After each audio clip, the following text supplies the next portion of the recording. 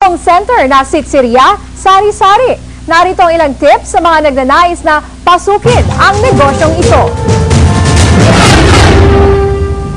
One-stop pasalubong shop ng mga sari-saring Filipino products ang naisipang itayong negosyo ni Ginoong Ofrays Ocampo maraming taon na nakakaraan. Sa simpleng konseptong ito, nagsimula ang Sitsirya, Sari-Sari. Di gaya ng matindahang pampasalubong na limitado lamang o nagko-concentrate lamang sa isang linya o grupo ng mga produkto. Minarapat ni Mr. Ocampo na well-represented ang mga rehiyon ng bansa pagdating sa kanilang mga produkto. Nandyan ang Pinoy all-time favorites gaya ng pork chicharon, dried mangoes, banana chips, pili nuts, biyaya, pili tarts, pastillas de leche, fruit jams, yema, wild honey, at marami pang iba. Advantageous daw ang ganitong mga pasalubong outlets dahil mas maraming pagpipilian at tipid pa sa pera at oras para sa mga mamimili.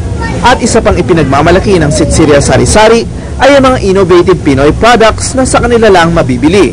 Ang coconut sugar na ideal sa mga diabetic dahil sa mababa nitong glycemic index, ang microwavable chicharon, at ang pastillas in a bottle.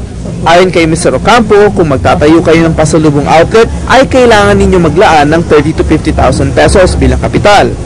Ngunit kung kulang sa budget, ay pwede naman kayo makipag-partner sa kanila. Kung gusto magsimula agad, for as low as 5,000 pesos, makakapagsimula agad.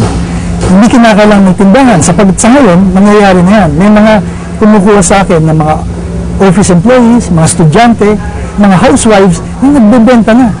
No? Wala silang pwesto. Hindi kinakailangan may pwesto para magsimula ng Sitsirya product. Depende naman sa bilis ng movement ng product ang return of investment.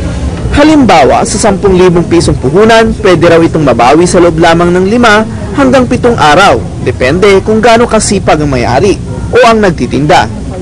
Para po sa Balitang Europe, Jerome Padriquela.